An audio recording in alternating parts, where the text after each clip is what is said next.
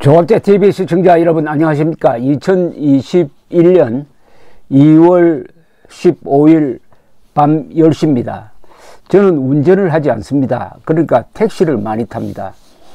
저는 일선 기자 시절부터 택시를 주로 타고 다녔습니다.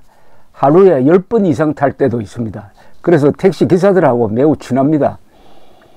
택시 기사들이 1970년대, 80년대는 노조도 없고 해가지고 고생을 많이 했습니다. 그래서 그분들 편을 드는 글을 많이 쓰다가 보니까 여러 점에서 그분들의 생활도 이해를 하게 되고, 우선 제가 택시를 아마 대한민국에서 가장 많이 탄 사람 중에 하나를 속하지 않을까 생각됩니다. 어제 이 회사 택시 기사와 나눈 대화를 소개를 해 드렸습니다.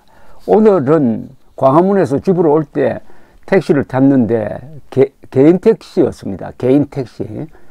이 회사 택시와 개인 택시는 다릅니다. 회사 택시는 월급 받는 사람이고 개인 택시는 자영업이죠. 이틀 일하고 하루 쉬니까 아주 배짱도 편합니다.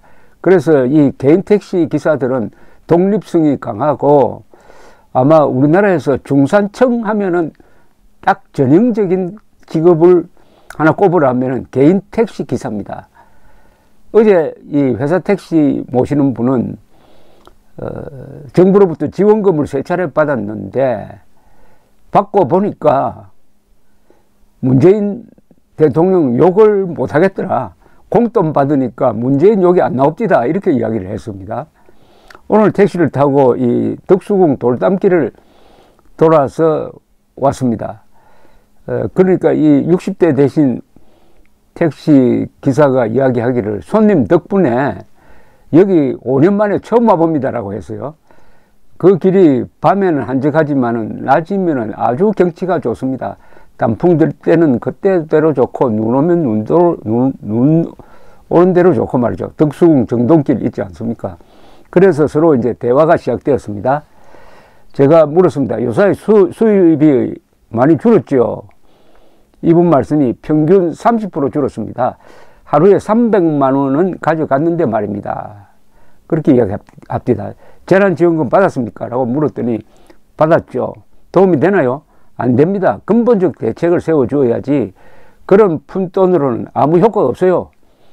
이 회사 택시 기사의 반응하고는 좀 다릅니다. 제가 이렇게 또 물었습니다. 그래도 공돈 받으니 문재인 대통령 욕할 마음이 안 생기죠? 라고 했더니 이 사람이 벌컥 화를 냈습니다.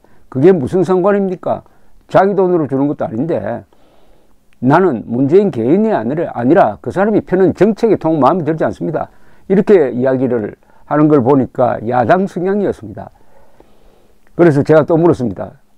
서울시장 선거에 투표합니까? 꼭 할 겁니다. 라고 해요. 사전투표 합니까? 하니까 그게 편하더라고요. 아침 일찍 하고 일하러 나가면 되니까 사전투표 하려고 합니다. 라고 했습니다. 그러니까 대충 누굴 찍을지 짐작이 갔습니다. 그래서 제가 누구를 찍을지는 알아서 정하겠지만은, 여하튼 투표율을 높이는 게 제일 중요합니다. 보궐선거는 투표율이 40%밖에 안 됩니다. 투표율을 높이는 쪽에서 이깁니다. 라고 이야기를 했습니다. 그러니까 이 사람이 더 신나게 이야기를 했습니다.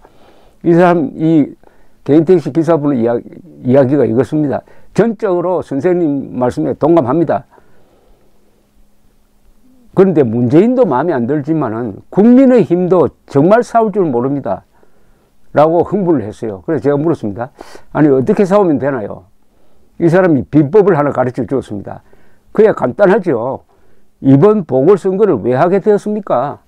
민주당 시장들이 사고 쳐서 하는 것 아닙니까? 그렇다면은 선거 비용 수백억 원이 드는데 민주당 들어 선거 비용 내라고 몰아붙여야죠. 국민의힘이 그것 하나만 가지고 몰아붙이면은 선거 끝납니다. 복잡하게 설명하지 말고 민주당 들어 선거 비용 이번에 당신들 다 내라 라고 계속 이야기하면 이깁니다. 이렇게 이야기하는 거예요. 그렇듯 하지 않습니까? 그래서 제가 내릴 때 잔돈을 받지 않았습니다. 지금 국민의힘이 서울시장 부산시장에서 왜 이렇게 고생하면서 싸우고 있습니까? 사실은 민주당은 당헌에 적힌 대로 자기들의 귀책 사유니까 후보를 안 냈어야 됩니다. 그런데 편법을 써가지고 당헌 뭐 개정한다느니 당헌을 재해석한다더니 이렇게 국민을 속이더니 후보를 내놓았어요. 문제는 지금 서울 박영선 전 장관 지지율이 꽤 나옵니다. 한 30%대 나옵니다. 이게 있을 수가 있는 겁니까? 아니, 이 선거가 어떻게 해서 이루어졌습니까?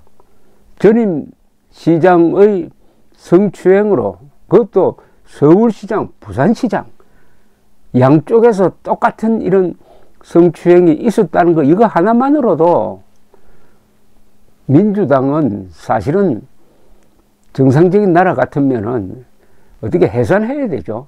그런데 뻔뻔하게 후보를 내고 있지 않습니까? 어떻게 이럴 수가 있느냐. 국민에 대한 모독도 이런 모독이 없는 거니까 이거 하나만 가지고 물고 늘어지면은 다른 무슨 정책 이야기 할 필요도 없다는 게 이 기사 이야기 아닙니까? 지금 국민의힘 서울시장 후보들이 내는 공약, 그 귀에 들어옵니까? 그게 실현 가능성이 있다고 보십니까? 저는 그런 이야기 나오기만 하면 어디 채널을 돌려버립니다. 이 선거의 근본을 건드려야 되는 거 아닙니까? 이 선거의 근본은 뭐냐? 민주당이 후보를 내지 않아야 할 선거다. 내지 않겠다고 약속한 선거다. 그런데도 후보를 냈다. 그러면은 최소한 경비는 선거 비용은 당신들이 내야 될 것 아니냐. 최소한이다. 최소한의 요구를 하는 것이다. 이걸 가지고